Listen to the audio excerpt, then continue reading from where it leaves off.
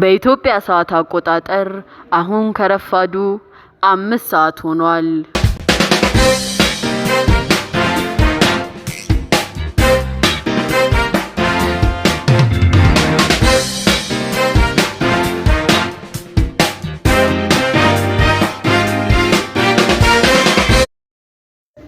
እንደምን አደራችሁ አድማጮቻችን። ተወዳጁ የኤፍኤም ጣቢያችን 87.5 በሳምንታዊ ፕሮግራማችን እኔ ሲትራና ባልደረባዬ ፈራህ እንግዲህ ፕሮግራሙን ለመምራት ተገኝተናል።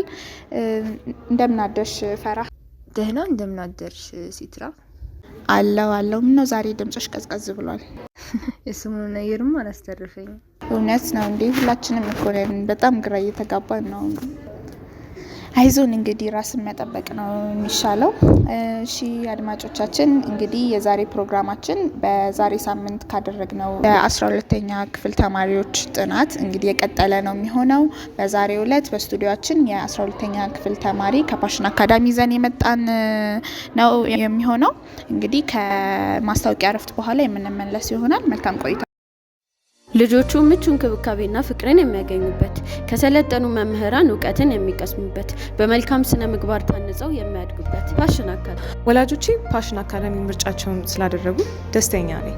እርሱም ለልጆ ለልዩ ልዩ አዝናኝ፣ አስተማሪና ኤክስትራ ካሪኩለር ተግባራትን እድል የሚፈጥሩን ሁኔታን የሚያመቻችላቸው ትምህርት ቤት ምርጫው ያድርጉ።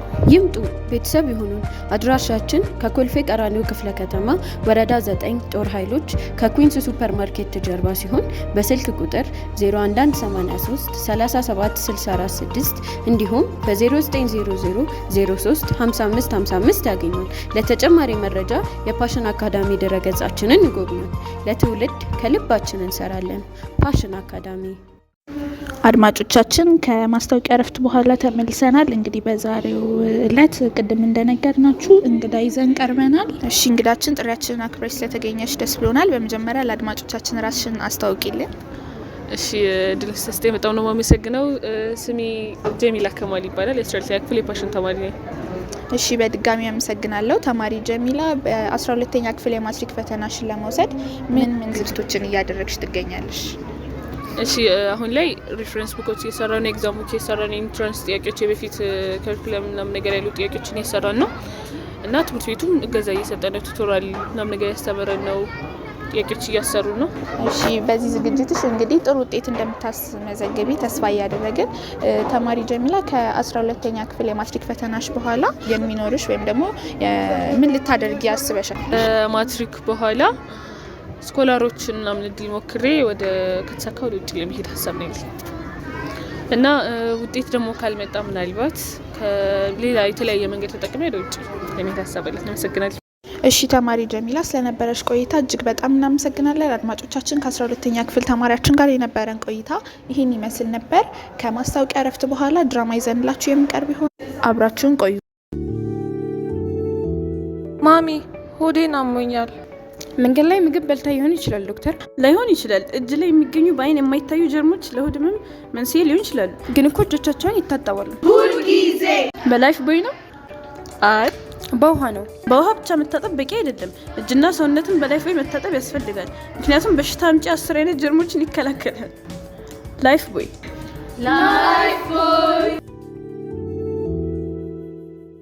እቴት የ12ኛ ክፍል ተማሪ ለሆነችው ሮይዳ አክስቷ ናት። ሮይዳ በአክስቷ ግፊትና በቅናት መንፈስ የተነሳሳ ለጓደኞቿ ጥሩ አይደለችም። አስመሳይም ናት። ሮይዳና ጓደኞቿ 12ኛ ክፍል ማትሪክ ፈተናቸውን የወሰዱ ሲሆን ውጤታቸውን በመጠባበቅ ላይ ናቸው። ምን ተገኘ በዚህ ጠዋት? ጉድ ፈላ። አኮራሽኝ እኔ ቆንጆ። አለፍሽ እኮ። ምን ማትሪክ ነው? እሰይ ምን ይሳነዋል? እውነት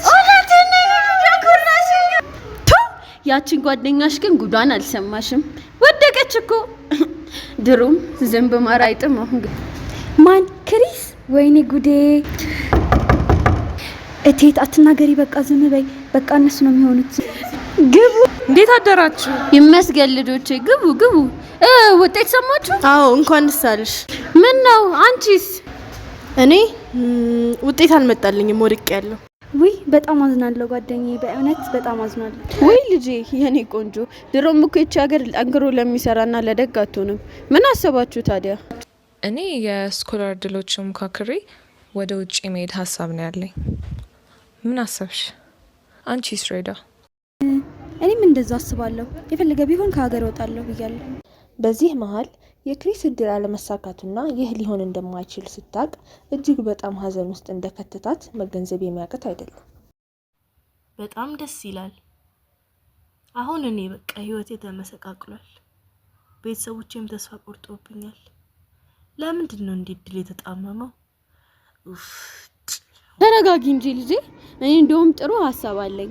የማን ነው? እንደውም የእናቱ አብርሃም ልጅ እነ ግርማ እነሱ የሚሰርበት ነው ምናምን አሉ። እድል ተመቻችቶላቸው በሊቢያ ወጥተዋል። ለምን እንደሱ አትሞክሪም እንዴ? እሱ እኮ ጎጥ ነው። አንቺ ደግሞ በአሁኑ ሰዓት እሱ ነው ወይስ የተሻለ እድልን የሚያስገኝ ነገር ማሰብ ነው የሚሻለው? ቆይ ካልጠቀማት ምን ይሰራላታል? ባይሳካና ይቺ ልጅ ብሯ ይባክን ተይዛ ብትታሰር ደህንነቷ አይጠበቅ ምን ሊባል ነው? ውይ በስማም አንቺ ምን አይነቷ አማራች ናት? አታማርችበት። ዝም በያት ክሪስ፣ ይሳካልሽ። ክሪስ ስለዚህ ምን ትያለሽ? እኔ እንጃ ቤተል፣ በሞክረው ሳይሻል አይቀርም። በአሁን ሰዓት ሌላ አማራጭ የለኝ። ትገርሚያለሽ፣ በጣም ትገርሚያለሽ። ምክሬ ብሰሚ ይሻልሻል። የራስሽ ጉዳይ። መልካም እድል። ለማንኛውም ደህና ዋሉ። በቃ እኔ ልውጣ፣ ትንሽ ራሴን ላረጋጋ። ከወጣሽ አይቀር በቃ ትንሽ ወረድ እንዳልሽ ነው። ቅያሱ ጫፍ ላይ ነው ቤታቸው። አቶ አብርሃምን በዛው አናግራቸው። እሺ እቴት፣ በቃ ደህና ዋሉ። አድማጮቻችን፣ ይህ ውሳኔ ተገቢ ይመስላችኋል? ባቻ ግፊትም ሆነ በራስ ተነሳሽነት የምንወስናቸው ውሳኔዎች ትክክለኛ ናቸው ወይ ብለን ራስን መጠየቅ አስፈላጊ ነው። ይቺ ልጅ ምን ይገጥማታል ብሎ ማሰብ ቀላል ነው። ፓስፖርት ሳይኖራትና በማታውቃቸው ሰዎች ቃል ተነስታ በውሸት በኪሳራና ለሞት አጋላጭ በሆኑ መንገዶች ጉዟን ጀምራለች። በረሃ ታቋርጣለች። በተጨናነቁ መኪኖች ታልፋለች። በማታውቃቸው ከተሞች ጥላ ስር ትደበቃለች። በአጭበርባሪዎች ምክንያት የነበራትን ትንሽ ገንዘብ ታጣለች። ከዚህም አልፎ ከሷ በፊት የብዙዎችን ህይወት የቀጠፈውን ወንዝ ለመሻገር ስትሞክር ትሰምጣለች። ይህ ታሪክ የሷ ታሪክ ብቻ ሳይሆን የማንቂያ ጥሪ ነው። ህገወጥ ስደት ለውድቀትና ለደህንነት መፍትሄ አይሆንም። በብዝበዛ በአደጋና ብዙ ጊዜ ሞት የሞላበት መንገድ ነው። አንድ ፈተና መውደቅ ማለት በህይወታችን ውስጥ ውድቀት ማለት እንዳልሆነ ለወጣቶቻችን ማሳየት አለብን። በዛ መንገድ ለመሄድ የሚያስብ ሰው ይህ ትምህርት ይሆንለት። የበለጠ አስተማማኝና ህጋዊ መንገዶች አሉ። የወደፊት እጣህን እንደገና ለመጻፍ ሁልጊዜ ሌላ እድል አለ። መዳንም ምረጥ፣ ትክክለኛውን መንገድ ይምረጡ። ተመልካቾቻችን እንግዲህ በዛሬው ፕሮግራማችን የተለያዩ አዝናኝና አስተማሪ ይዘቶችን ይዘንላችሁ ነበር የቀረብ ነው። እንግዲህ በቀጣይ ሳምንትም አጓጊ ፕሮግራም ይዘን እንደምንቀርብ አንጠራጠርም። የዛሬው ፕሮግራማችን ይሄን ይመስል ነበር። አብራችሁን ስለቆያችሁ በጣም እናመሰግናለን። የዛሬው ፕሮግራማችንን በዘፈን እንሰነባበት። እስከ ሳምንት ቸር ሰንብቱ። ተማር ልጄ ተማር ልጄ ወገን ዘመድ የለኝ ሀብት የለኝም ከእጄ ስማኝ ልጄ ሌት ፀሐይ ነው ላልተማረ ሰው ግን ቀኑ ጨለማ ተማር ልጄ ተማር ልጄ ወገን ዘመድ የለኝ ሀብት የለኝም ከእጄ ስማኝ ልጄ ሌት ፀሐይ ነው ላልተማረ ሰው ግን ቀኑ ጨለማ ነው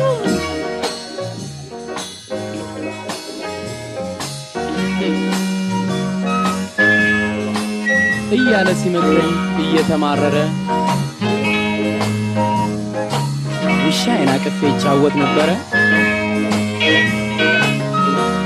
ቢመክረኝ አልሰማው ብስጭቱ ባሰ ትቶኝ ገባ ከቤት እያለቃቀሰ። ዋው እንዲህ ሲል መከረኝ ግን ተማር ልጄ ተማር ልጄ ወገን ዘመድ የለኝ ሀብት የለኝም ከእጄ ስማኝ ልጄ ሌት ፀሐይ ነው ላልተማረ ሰው ግን ቀኑ ጨለማ ተማር ልጄ ተማር ልጄ ወገን ዘመድ የለኝ ሀብት የለኝም ከእጄ ስማኝ ልጄ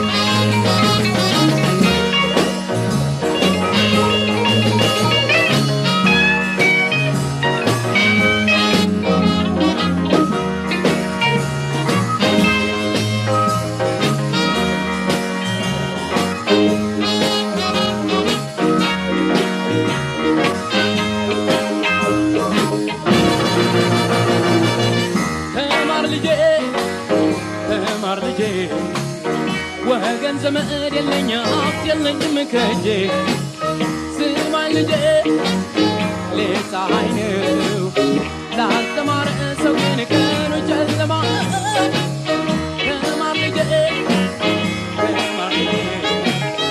ወገን ዘመድ የለኝ ሀብት የለኝም ከእጄ